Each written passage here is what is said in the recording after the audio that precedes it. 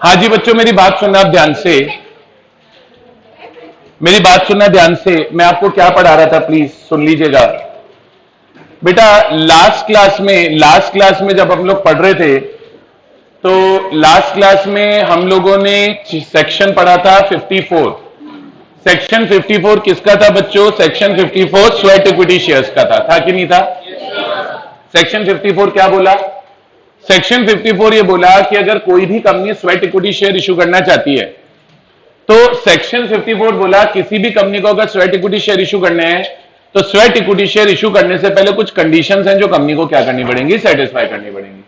तो कौन सी ऐसी कंडीशन थी जो आपको स्वेट इक्विटी शेयर के लिए सेटिस्फाई करनी थी? तो लॉ ने बोला पहली कंडीशन तो ये है, share should belong to the class already issued by the company. दूसरी कंडीशन क्या है कि अगर आपको स्वेट इक्विटी शेयर इशू करने हैं तो जनरल मीटिंग में स्पेशल रेजोल्यूशन पास करना पड़ेगा। जब तक आप जनरल मीटिंग में स्पेशल रेजोल्यूशन पास नहीं करते हो, आप स्वेट इक्विटी शेयर इशू नहीं कर सकते। फिर जो जनरल मीटिंग में स्पेशल रेजोल्यूशन भी पास करोगे, उसमें कुछ चीजें स्पेसिफाई करनी पड़ेंगी। एक तो नंबर ऑफ शेयर्स, एक करंट मार्केट प्राइस, एक कंसीडरेशन, और एक वो एम्प्लॉय या डायरेक्टर जिन्हें शेयर अलॉट किए जाएंगे। और लास्ट कंडीशन ये थी कि अगर listed company sweat equity share issue कर रही है, तो उसे सेबी के रेगुलेशन से कंप्लाई करना पड़ेगा। और अदर देन लिस्टेड कंपनी अगर स्वेट इक्विटी शेयर कर रही है, तो जो कंडीशन सीजी प्रिस्क्राइब करेगी उससे कंप्लाई करना पड़ेगा। याद आया? यहां तक हमने कल की क्लास में पढ़ लिया था। पढ़ा था कि नहीं पढ़ा था बताओ? अच्छा, स्वेट इक्विटी शेयर्स क्या होते हैं? स्वेट इक्विटी शेयर्स वो शेयर्स होते हैं जो कंपनी या तो अपने एम्प्लॉय को देती है या अपने डायरेक्टर को देती है।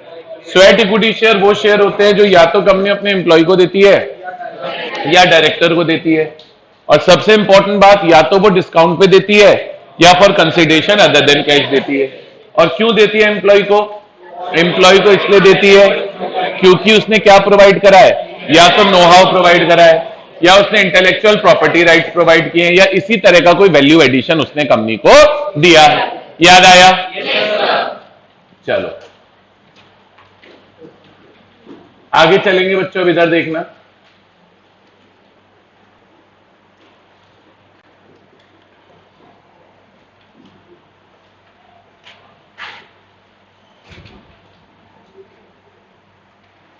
आगे चलेंगे अब इधर ध्यान देना।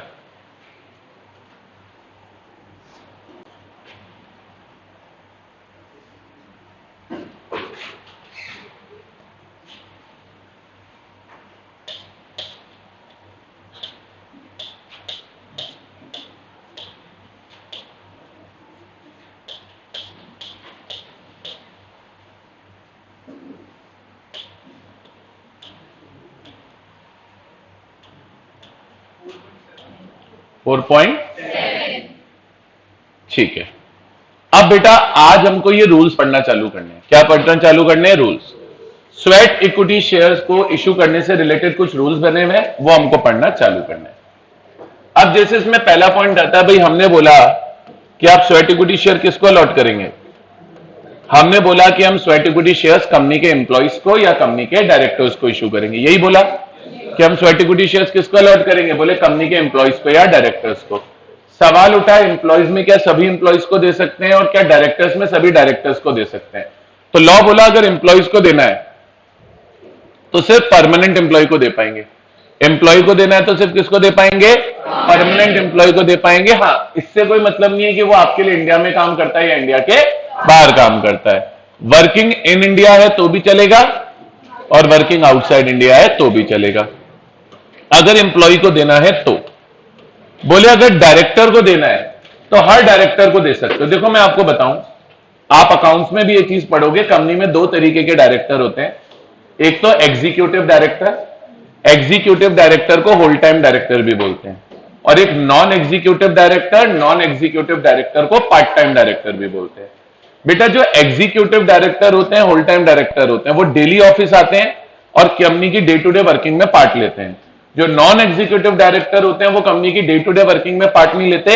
सिर्फ जब कंपनी की कोई बोर्ड मीटिंग होती है तो उन्हें बोर्ड मीटिंग में बुलाया जाता है कंसल्टेंसी एडवाइस देने के लिए। तो आप ये कॉपी में लिख लो चाहो तो कॉपी में, और बुक में लिख लो तो चाहे बुक में। एग्जीक्यूटिव डायरेक्टर्स और whole time directors, executive directors or whole-time directors are those directors, executive directors or whole-time directors are those directors who participate in the day-to-day working of the company, who participate in the day-to-day working of the company, who participate in the day-to-day working of the company, who participate in the day-to-day working of the company, who participate in the day-to-day working of the company. अब non executive directors में लिखो, non executive directors और part time directors, non executive directors और part time directors do not participate in day-to-day working. Non-executive directors or part-time directors do not participate in day-to-day working. Non-executive directors or part-time directors do not participate in day-to-day working. Do not participate in day-to-day working, but they only attend board meetings of the company. But they only attend board meetings of the company. But they only attend board meetings of the company. But they only attend board meetings of the company. समझ में आया?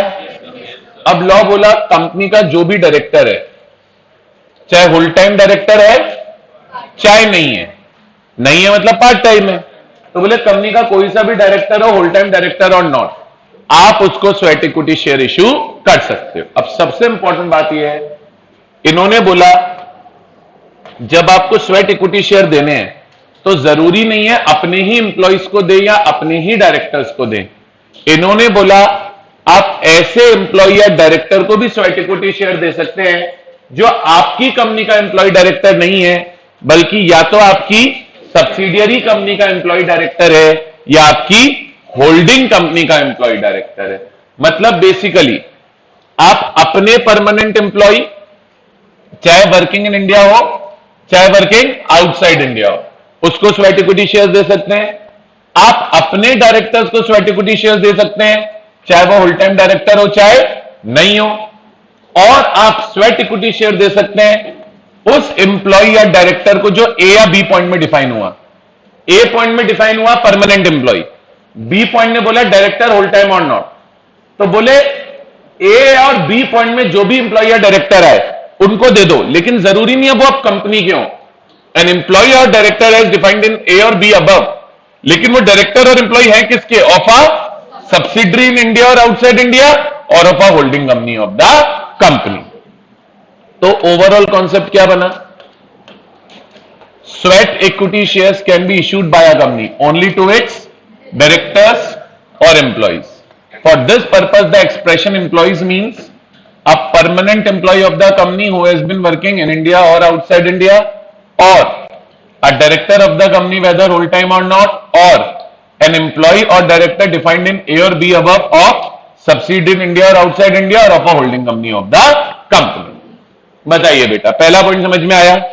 और ये जो points लिखे हुए वो कहां लिखे हुए हैं? रूल्स में लिखे हुए हैं। ठीक है, तो पहला पॉइंट तो हमारा ये हो गया। वैल्यू एडिशन के ऊपर रीड ओनली लिख लेना, आपको रीड करना हो करना, नहीं करना हो मत करना। यहां तक क्लियर है बच्चों? चलो आगे। अब जो नेक्स्ट पॉइंट आएंगे ये दो पॉइंट सबसे इंपॉर्टेंट पॉइंट्स हैं, इनफैक्ट तीनों ही, time limit for making allotment, lock in period और limit on sweat equity shares. मैंने पेपर में इस चैप्टर से जब भी क्वेश्चन देखा है इस पर्टिकुलर सेक्शन में इन्हीं तीन टॉपिक से देखा है। सबसे पहला तो आता है time limit for making allotment.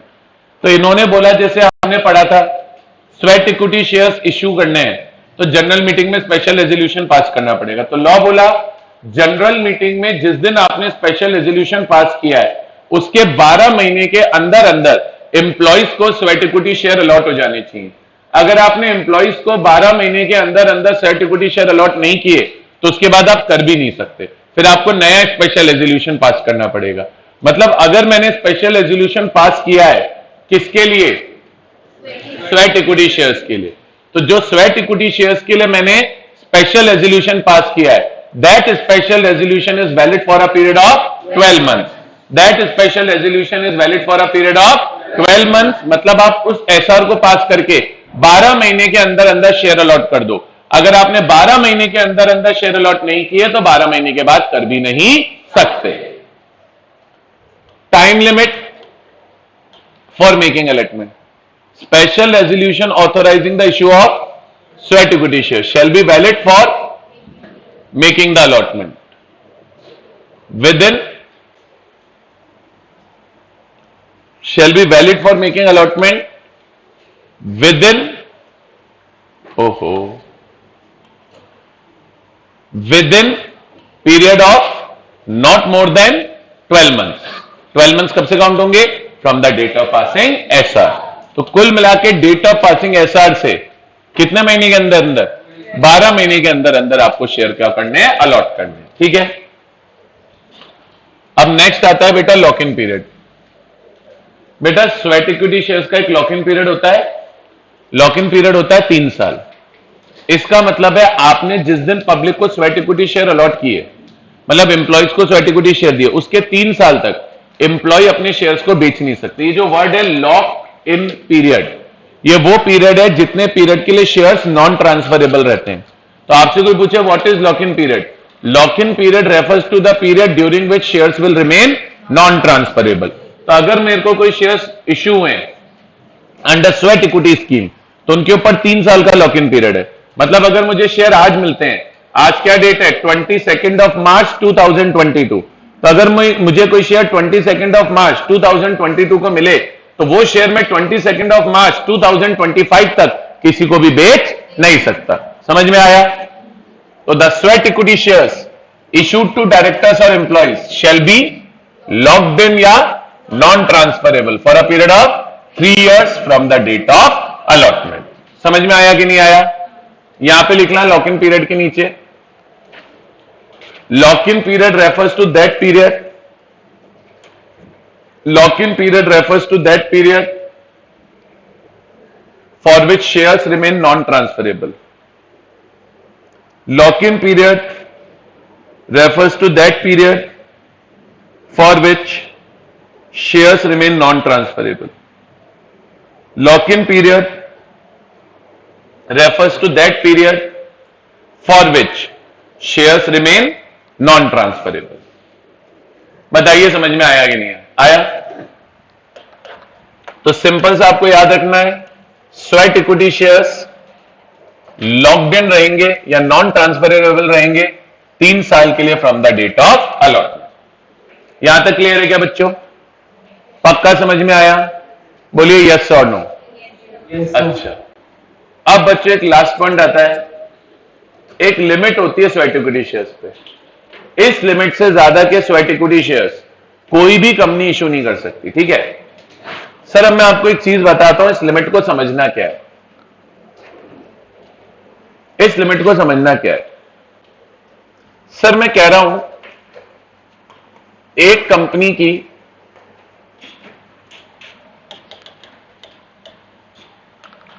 मैं आपको कह रहा हूं एक कंपनी है, सपोज करो XYZ लिमिटेड, और ये जो कंपनी है इस कंपनी की मैं आपको बोलता हूं, मैं इस कंपनी की आपको बोलता हूं,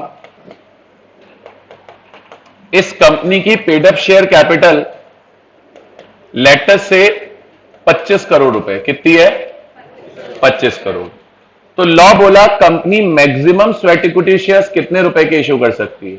बोले आपकी जो भी पेड अप शेयर कैपिटल है उसका 25%, जो भी आपकी पेड अप शेयर कैपिटल है उसका 25%। तो बेसिकली 25 करोड़ का 25%, 25 करोड़ का 25% हो गया 6.25 करोड़। ये बेटा ओवरऑल लिमिट है। ये क्या है बेटा? मतलब जैसे आपको टोटल 6.25 करोड़ के स्वेट इक्विटी शेयर इशू करना अलाउड है। अब 6.25 करोड़ में थोड़े इस साल कर लो, थोड़े अगले साल कर लो, फिर थोड़े और अगली साल कर लो, वो आपकी मर्जी है। ये ओवरऑल लिमिट हो गई। अब ये लिमिट तब तक नहीं चेंज होगी जब तक कंपनी की paid up share capital change नहीं हो रही। पेड अप शेयर कैपिटल तो चेंज हो ही सकती है ना, शेयर होल्डर से आपने ऑल कॉल मनी मांग लिया तो पेड अप शेयर कैपिटल बढ़ जाएगी, पेड अप शेयर कैपिटल बढ़ जाएगी तो लिमिट भी बढ़ जाएगी। तो ओवरऑल लिमिट तो ये है। अब सवाल ये उठता है, आपने बोल दिया कि मैं 6.25 करोड़ के paid sweat equity share issue कर सकता हूं, तो क्या पूरे 6.25 करोड़ के एक ही साल में इशू कर दूं? तो लॉ ने बोला एक साल की एक और लिमिट है, मतलब ये तो ओवरऑल लिमिट है सब मिला के, पर 1 ईयर की लिमिट कितनी है? बोले 1 ईयर की लिमिट है जो भी आपकी पेड अप शेयर कैपिटल है 25 करोड़, उसका 15%। 25 करोड़ का कितना परसेंट करना है बेटा? 15% करना है। 25 करोड़ का 15% करेंगे तो कितना आएगा? 3.75। बोले या तो 3.75 करोड़ और इसको कंपेयर करेंगे बोले 5 करोड़ रुपए से, और फिर करेंगे बोले विच एवर इज मोर। तो विच एवर इज मोर कितना आया? 5 करोड़। तो आपको ओवरऑल कितने के स्वेट इक्विटी शेयर इशू करना अलाउड है? ओवरऑल आपको 6.25 करोड़ के इशू करना अलाउड है, लेकिन इन 6.25 करोड़ को आप एक साथ इशू नहीं कर सकते। एक फाइनेंशियल ईयर की लिमिट कितनी है? एक फाइनेंशियल ईयर की लिमिट है या तो पेड अप शेयर कैपिटल का 15% या फिर 5 करोड़ रुपए, विच एवर इज मोर। ये तो एक फाइनेंशियल ईयर की लिमिट है। और ओवरऑल लिमिट क्या है? पेड अप शेयर कैपिटल का 25%। समझ में आया कि नहीं आया बताओ? पक्का आया? अब इसमें एक ये सी पॉइंट है, ये मैं आपको बाद में बताऊंगा, पहले ये ए और बी पॉइंट पढ़ो और उसके बाद ये एग्जांपल लिख लेना, नहीं तो बाद में इसमें बहुत कंफ्यूजन होता है, बहुत माथाफोड़ी होती है। मैं आपको पहले ही बता रहा हूं। The company shall not issue sweat equity shares for more than कितना? बोले इससे ज्यादा के नहीं इशू करने, more than 15% of its existing paid up equity share capital in one financial year or shares of the value of rupees 5 crore whichever is higher। बोले या तो 5 करोड़ के इशू कर लो या फिर 15% of existing paid up equity capital कर लो। और overall limit क्या है? बोले एट एनी टाइम, जब भी हमने एट एनी टाइम लिख दिया ये ओवरऑल लिमिट हो गई। At any time sweat equity share shall not exceed 25% of the paid up equity capital of the company। बोलिए आया कि नहीं आया? बोलिए आया? Now you note down the example, फिर हम आगे चलेंगे।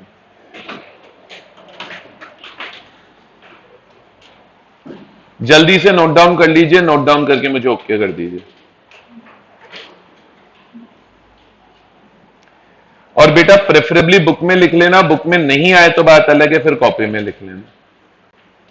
मेरी रिक्वेस्ट यही है कि प्रेफरेबली अगर आ जाए तो बुक में लिखना बेटर होता है।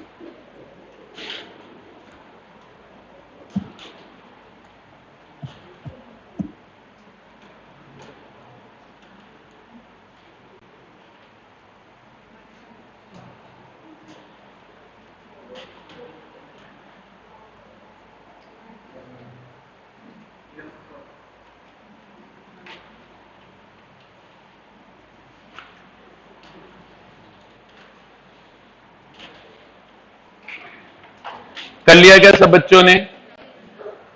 Yes sir. Yes sir, done. चलूं आगे? चलूं आगे? चलो। अब बेटा ये एक सी, अब मैं पूछ रहा हूं, ठीक, अच्छा करो भाई।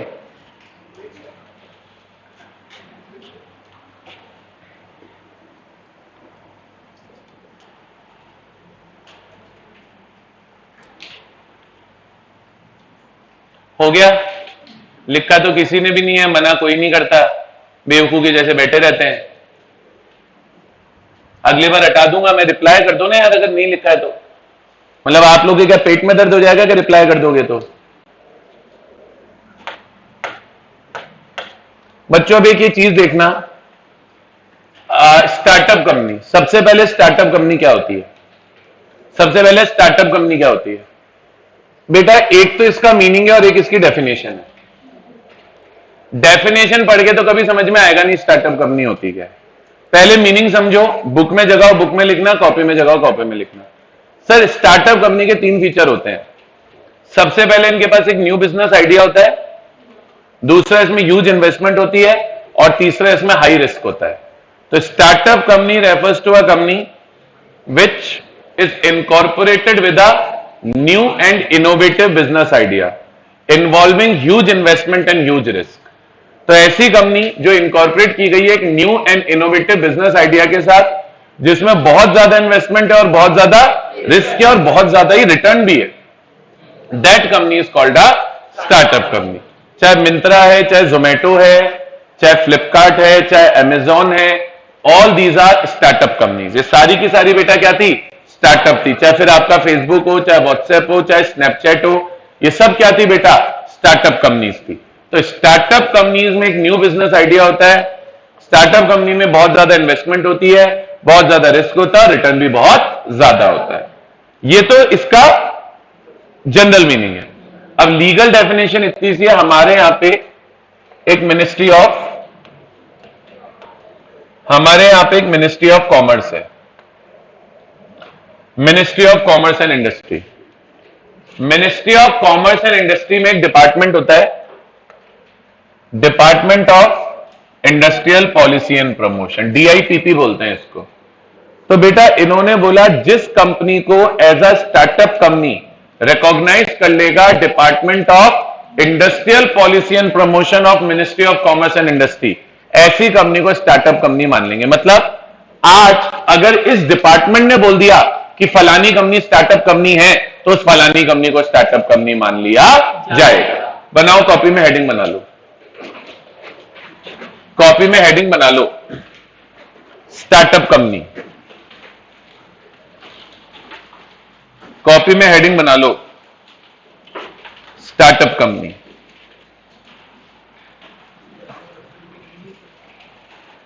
स्टार्टअप कंपनी अंडरलाइन करना, नेक्स्ट लाइन में एक्सप्लेन करना।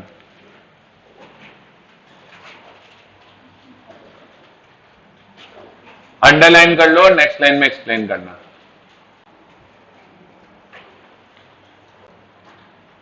Startup company means a company, startup company means a company, startup company means a company, means a company incorporated with a new business idea, means a company incorporated with a new business idea, means a company incorporated with a new business idea, means a company incorporated with a new business idea involving huge investment, involving huge investment, comma huge risk and high returns, huge risk and high returns. Next imply लगाएंगे, startup company means a company, startup company means a company, startup company means a company recognized as a startup company, recognized as a startup company, recognized as a startup company, recognized as a startup company, recognized as a startup company by Department of Industrial Policy and Promotion, by Department of Industrial Policy and Promotion, by Department of Industrial Policy and Promotion, by Department of Industrial Policy and Promotion of Ministry of Commerce and Industry, of Ministry of Commerce and Industry, of Ministry of Commerce and Industry। Clear है बच्चों? अब sir हमारी limit क्या है? हमारी limit क्या है? हम कितने overall sweat equity share issue कर सकते हैं? ओवरऑल लिमिट क्या है? पेड अप शेयर कैपिटल का 25% है। स्टार्टअप कंपनी पे ये लिमिट 50% है। कितनी है? 50%। यानी 25 करोड़ का 50% हो गया 12.5 करोड़। और ये 50% की लिमिट उन्हें मिलती है डेट ऑफ इनकॉर्पोरेशन से, डेट ऑफ 10 ईयर्स के लिए। डेट ऑफ इनकॉर्पोरेशन से कितने ईयर्स के लिए? 10 ईयर्स के लिए। तो स्टार्टअप कंपनी पे लिमिट क्या है? स्टार्टअप कंपनी पे लिमिट क्या है? पेड अप शेयर कैपिटल का 50%, मतलब पेड अप शेयर कैपिटल का 50% तक वो स्वेट इक्विटी शेयर इशू कर सकते हैं। पेड अप शेयर कैपिटल के 50% तक के वो स्वेट इक्विटी शेयर इशू कर सकते हैं, और ये 50% की लिमिट उन्हें मिलेगी 10 सालों के लिए। और ये 10 साल कहां से काउंट होंगे? डेट ऑफ इनकॉर्पोरेशन से। और 10 साल के बाद उनकी भी लिमिट नॉर्मल हो जाएगी, और कितनी रह जाएगी? 25% ही रह जाएगी। समझ में आया?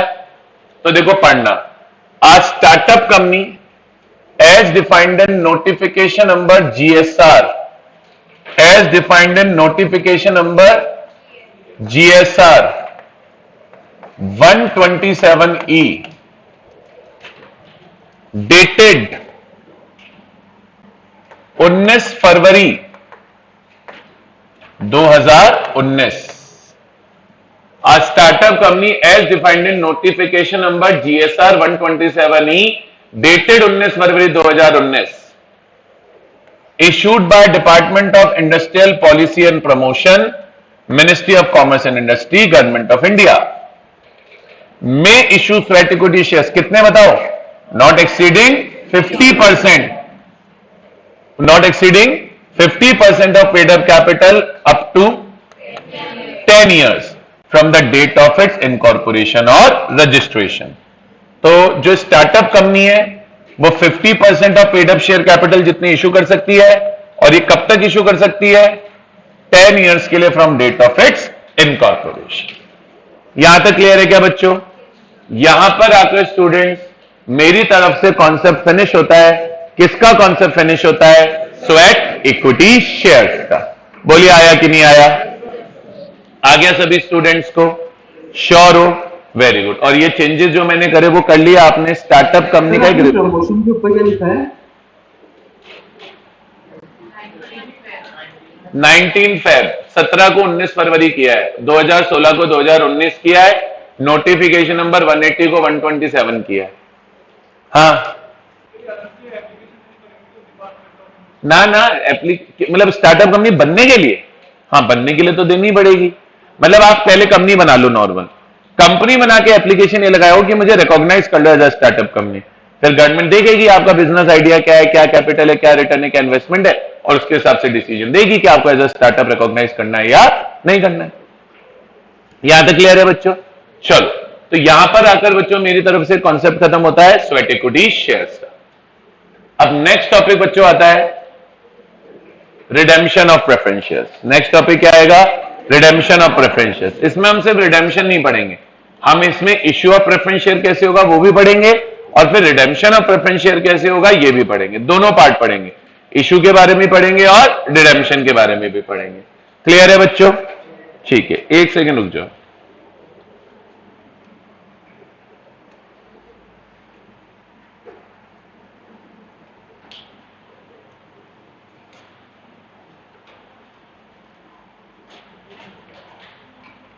ठीक है, अब बच्चों इधर सुनना।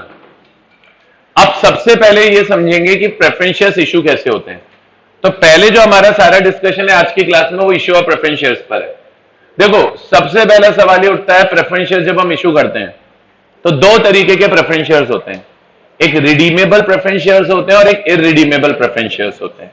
कितने तरीके के प्रेफरेंस शेयर्स होते हैं? दो, रिडीमेबल और इररिडीमेबल। क्या फर्क होता है रिडीमेबल और इररिडीमेबल प्रेफरेंस शेयर में? सर रिडीमेबल प्रेफरेंस शेयर वो प्रेफरेंस शेयर है जो एक फिक्स मैच्योरिटी पीरियड के बाद कंपनी रीपे कर देगी, और इररिडीमेबल प्रेफरेंस शेयर्स है जिनका रीपेमेंट कंपनी की लाइफ टाइम में नहीं होता। मतलब कंपनी जब चल रही है तब तक नहीं होता, उनका पेमेंट सिर्फ तब होता है जब कंपनी क्या होती है? वाइंड अप होती है। लिखो सर ये सब चीजें आपने बचपन में पढ़ी हुई हैं, लेकिन मैं बता रहा हूं आधे बुद्धू बैठे होंगे जिनको नहीं पता है, इसलिए लिखा रहा हूं। ये मत सोचना ये सब कंपनीज एक्ट में लिखा है, मैं बहुत सारी चीजें over and above companies act बता के चलता हूं ताकि बुद्धू से बुद्धू बच्चे को भी समझ में आए। नहीं तो अगर आप पढ़ के आए हो, आज ये एक ऐसा टॉपिक है जो सीए इंटर लेवल पे 99% टीचर नहीं लिखाएंगे आपको कि रिडीमेबल प्रेफरेंस शेयर क्या होते हैं और इररिडीमेबल प्रेफरेंस शेयर क्या होता है। बट अभी मैं दो चार से पूछ लेता तो मुंह लटका के खड़े हो जाते कि बोले हमको नहीं आता। आपको मजाक लगेगा तो नेक्स्ट टॉपिक में आपको सामने ट्राई करके बता दूंगा एक इजी से कॉन्सेप्ट पे। ठीक है, लिख लो आप फटाफट। कई बच्चों को ऐसा लगता है सर क्यों लिखा रहे रिडीमेबल रिडीमेबल, क्योंकि कुछ बुद्धू ऐसे भी बैठे जिनको नहीं आते। कुछ बुद्धू तो ऐसे बैठे हैं क्लास में, मतलब क्या बोलूं मैं, कोई मतलब बोलने का मतलब ही नहीं है। लिखो, redeemable preference shares are those preference shares. Redeemable preference shares are those preference shares. Redeemable preference shares are those preference shares which will be repayable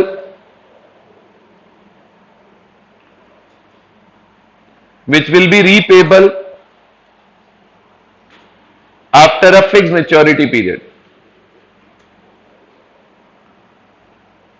Which will be repayable after fixed maturity period. Which will be repayable after fixed maturity period. ठीक है, next imply लगाएंगे और लिखेंगे। Next imply लगाएंगे और लिखेंगे, irredeemable preference shares will not be repaid during the lifetime of company. Irredeemable preference shares will not be repaid during the lifetime of company. Irredeemable preference shares will not be repaid during the lifetime of company. Will not be repaid during the lifetime of company. These preference shares are repaid. These preference shares are repaid only in the event of winding up of company. These preference shares are repaid only in the event of winding up of company.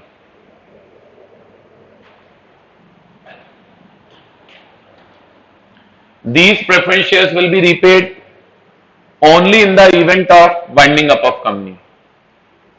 Clear है बेटा? अब मेरी बात सुनना। सबसे पहले section 55 ये बोला कि issue of irredeemable preference share prohibited है। बोले इररिडीमेबल प्रेफरेंस शेयर तो कंपनी इशू ही नहीं कर सकती। इसने क्या बोला? Issue of irredeemable preference share तो प्रोहिबिटेड है।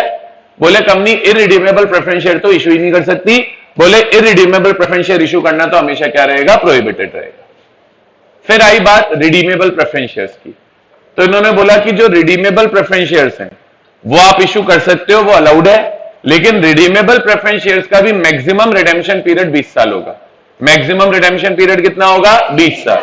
तो बोले इररिडीमेबल प्रेफरेंस शेयर तो इशू कर ही नहीं सकते। बोले इररिडीमेबल प्रेफरेंस शेयर तो इशू कर ही नहीं सकते, और अगर रिडीमेबल प्रेफरेंस शेयर भी इशू करने हैं तो उनका maximum to maximum maturity period कितना रख सकते हो? 20 इयर्स। तो देखो पढ़ना, हम ए पॉइंट पढ़ेंगे, conditions for issue of redeemable preference shares. अब इसमें पहला पॉइंट आता है term of preference shares. Issue of irredeemable preference shares is prohibited. Irredeemable preference share issue करना तो प्रोहिबिटेड है। The term of preference share shall not exceed 20 years. Preference shares का term 20 year से ज्यादा नहीं हो सकता। समझ में आया? तो ध्यान रखना है, क्या याद रखेंगे? इररिडीमेबल प्रेफरेंस शेयर्स तो प्रोहिबिटेड ही हो गए, और अगर आप रिडीमेबल भी इशू कर रहे हो तो उनका टर्म मैक्सिमम कितना होगा? 20 इयर्स होगा। यहां तक क्लियर है क्या बच्चों? अरे यहां तक क्लियर है क्या? Yes, sir. चलो चले आगे, आगे चले क्या बच्चों? चलो आगे चलते हैं। हाँ जी, अब बच्चों इधर देखना, हमने क्या बोला? हमने क्या बोला कि रिडीमेबल प्रेफरेंस शेयर्स आप जो इशू करोगे उनका मैक्सिमम मैच्योरिटी पीरियड कितना होगा? बोले मैक्सिमम मैच्योरिटी पीरियड होगा 20 इयर्स। ठीक है, लेकिन बेटा अब एक एक्सेप्शन केस है, उसमें 3 कंडीशंस हैं। अगर आप ये 3 कंडीशन फुलफिल कर देते हो तो आप 20 ईयर से ज्यादा रिडेम्पशन पीरियड वाले प्रेफरेंस शेयर भी इशू कर सकते हो। सबसे पहला लॉ बोला कंपनी का इंफ्रास्ट्रक्चर बिजनेस होना चाहिए। क्या होना चाहिए? Infrastructure business. एक बार मैंने बता दिया इंफ्रास्ट्रक्चर बिजनेस, कंपनी रोड बनाती हो, ब्रिज बनाती हो, डैम बनाती हो, एयरपोर्ट, सी पोर्ट, मेट्रो, तो ये सारी कंपनीज इंफ्रास्ट्रक्चर कंपनीज होती है। तो पहली कंडीशन है कंपनी इंफ्रास्ट्रक्चर कंपनी होनी चाहिए। दूसरा बोले मैक्सिमम रिडेम्पशन पीरियड 30 इयर्स होगा। कितना होगा? नॉर्मल में कितना होता है? यहां पे होगा 30 इयर्स। तो पहली कंडीशन कंपनी इंफ्रास्ट्रक्चर प्रोजेक्ट में हो, दूसरी condition redemption period maximum 30 year होगा, और तीसरी condition starting from 21st year 21वें साल से चालू कर देवे कंपनी को हर साल 10% प्रेफरेंस शेयर रिडीम करने पड़ेंगे, ताकि 30वां साल आने तक 100% प्रेफरेंस शेयर क्या हो जाए? रिडीम हो जाए। समझे क्या होगा? आपको सिंपल से क्या करना है, एक सेकेंड। हेलो, हाँ जी बताइए।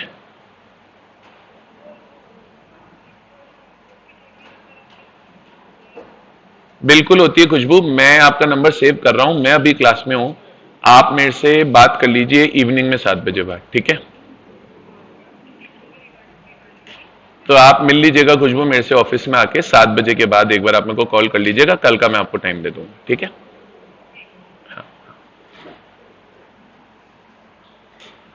हाँ जी, तो जैसा कि मैं बोल रहा था, भूल गया मैं, हाँ जैसा कि मैं बोल रहा था कि सर एक सिंपल सा एक कॉन्सेप्ट है, सिंपल सा एक कॉन्सेप्ट है। क्या कॉन्सेप्ट है बच्चों? कंपनी क्या इशू करेगी? कंपनी क्या इशू करेगी? Redeemable preference share. तो बोले उसका मैच्योरिटी पीरियड 20 ईयर से ज्यादा भी रख सकती है, 3 कंडीशन पूरी होनी चाहिए। सबसे पहली कंडीशन क्या है?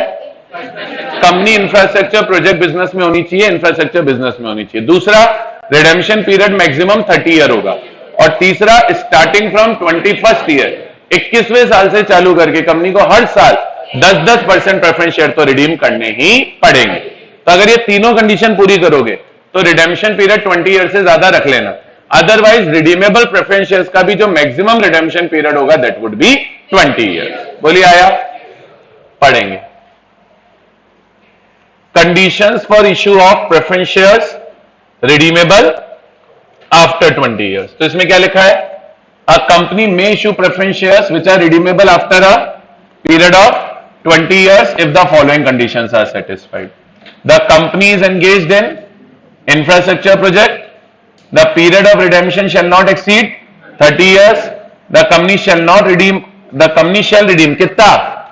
Minimum 10% of preference shares every year beginning from the 21st year or earlier. मतलब 21st year में तो ये बोल रहे हैं करना ही करना है।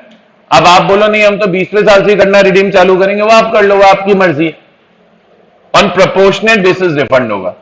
प्रोपोर्शनेट बेसिस का मतलब है कि जैसे आप सारे कंपनी के प्रेफरेंस शेयर होल्डर हैं तो सबके 10% रिडीम होंगे। ये नहीं कि एक ही जने के सारे रिडीम कर दिए, सबके 10% रिडीम होंगे। 10% निशा के, 10% दिव्यांशी के, 10% नंदिनी के, 10% तनीषा के, 10% हर्ष के, 10% श्रेया के, 10% खुशप्रीत के, 10% मुस्कान के, so on and so fourth. समझ में आया कि नहीं आया? आगे मैं नाम भूल गया था। So on and so fourth. यहां तक क्लियर है? आपका क्या नाम है? यार आप लोग फिक्स करो अपने की यहीं पे यही जना बैठेगा। कल आप थे ही नहीं यहां, कल ये यहां बैठी थी और आप वहां बैठे थे, सिक्वेंशियली बैठो ऐसे। चलो यहां तक क्लियर है क्या? पक्का समझ में आया नहीं आया? और ऑप्शन होता है, हम तो सामने वाले को ऑप्शन देंगे रिडीम करने का। सामने वाला मना कर दे, बोले नहीं मुझे नहीं रिडीम कराने, तो मस्त करो, वो उसकी अगले की इच्छा। वो बोले नहीं मैं तो पूरा पैसा 30वें साल में ही लूंगा, ले लियो भाई। भाई मैं तो ऑप्शन दूंगा, कर दूं तेरे 10% रिडीम, बोल कर दूं। ये बोले करने कर दो, ये बोले नहीं मैं तो 30वें साल में लूंगी पूरा पैसा, ले लियो, तेरी मर्जी। तो at the option of the preference share holder. बोलो आया? तो कंपनी इंफ्रास्ट्रक्चर प्रोजेक्ट में हो, मैक्सिमम पीरियड 30 ईयर होगा, मिनिमम 10% आपको रिडीम करने होंगे beginning from 21st year, proportionately option of preference share holder पे। डन है क्या बेटा? हाँ बोलिए। कर दिया तो ठीक है, उनकी मर्जी, कंपनी को नुकसान थोड़ी है। मिनिमम ऑप्शन देना ये लिखा है।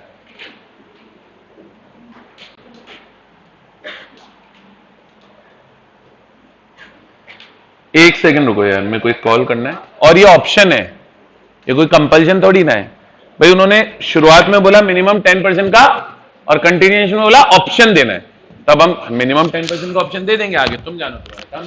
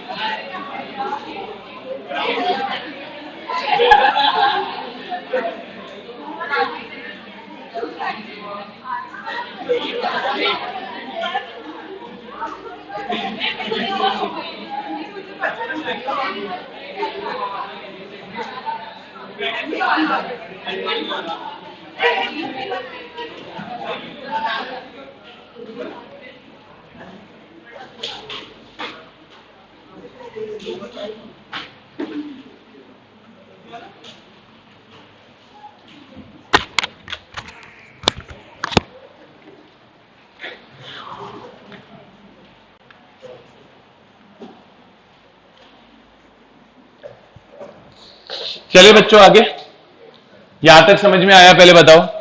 यस सर, ये वाला पार्ट तो हमें समझ में आ गया। अब अगर रूल्स पे आए हैं तो रूल्स का बचा हुआ पार्ट भी कवर करते हुए चलते हैं, ठीक है? हाँ, कंपलसरी है ना, हमारे लिए तो कंपलसरी है। हमें ये कंपलसरी है कि हम सामने वाले को ऑप्शन दें। सामने वाला रिडीम कराएगा नहीं कराएगा वो उसके प्रेरोगेटिव है। तो हमारे लिए क्या कंपलसरी है कि मैं आपको ऑप्शन दे दूं कि भाई तू 10% रिडीम करा ले। अब तेरे पास ऑप्शन है, तेरे को कराना है कराइयो, मत कराना है मत कराइयो। ऐसे है ये कि मैंने ऑप्शन दे दिया कल मैं पढ़ाऊंगा तो मैं तो पढ़ाऊंगा, जिसको आना हो आना, नहीं आना वार्ड में जाना, ये वाली बात। तो कर दिया तो कर दिया। कहा बोल रहा है 10% रिडीम करना मैंडेटरी है? लाइन यहीं तक है क्या? लाइन यहीं तक है, कंटिन्यूएशन में नहीं है। आधी लाइन पढ़ ले।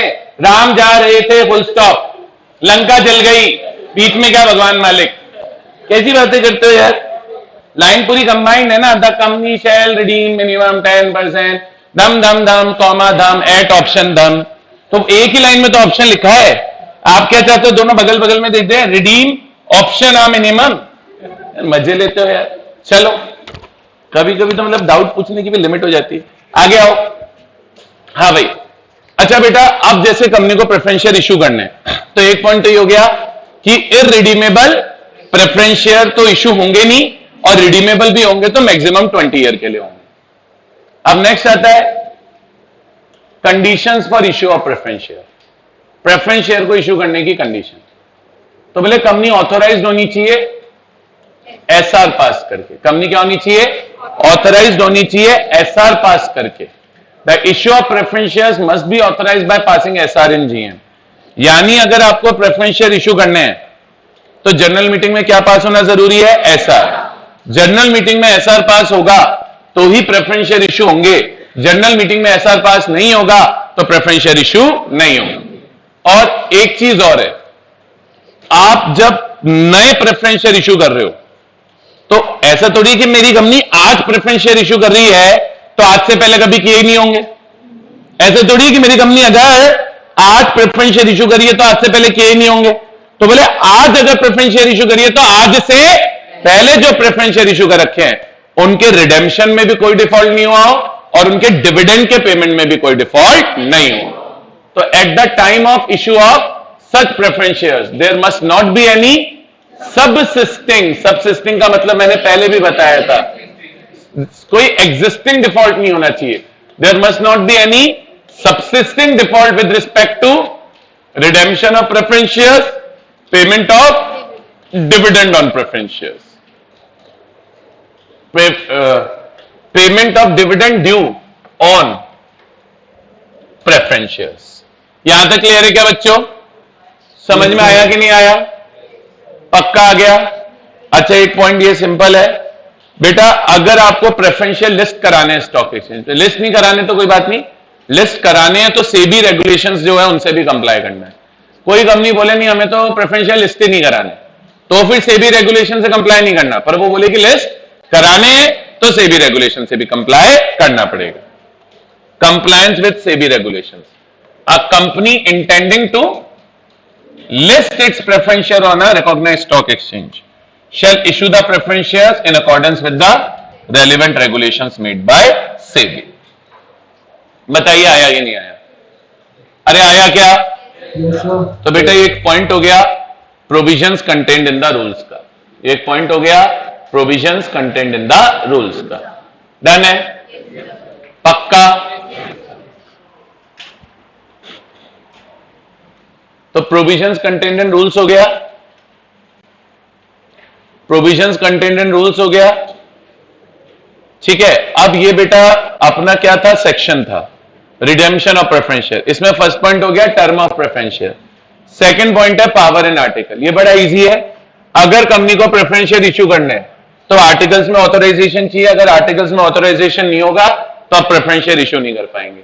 तो authorisation in the articles is required to issue the preference share. और थर्ड पॉइंट हम पढ़ के आगे, बोले प्रेफरेंस शेयर इशू करने के लिए जो रूल्स बनेंगे उनसे भी कंप्लाई करना, और रूल्स अभी हम पढ़ के आए।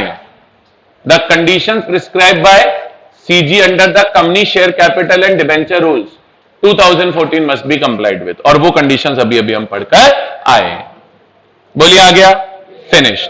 यहां पर आकर मेरी तरफ से फिनिश होता है बेटा सेक्शन 55 रिडीमेबल प्रेफरेंस शेयर्स। इसमें हमने इश्यू ऑफ प्रेफरेंस शेयर पूरा पढ़ लिया। अब प्रेफरेंस शेयर्स का रिडेम्पशन पार्ट बच गया, that is a separate part. Issue of preference shares पूरा हो गया, तो प्रेफरेंस शेयर्स इश्यू करना है तो रिडीमेबल ही करोगे, रिडेम्पशन पीरियड 20 साल होगा। फिर मैंने एक एक्सेप्शन बता दिया जहां पे रिडेम्पशन पीरियड 20 साल से ज्यादा हो सकता है, एसआर पास करना पड़ेगा, सेबी के रेगुलेशन से कंप्लाई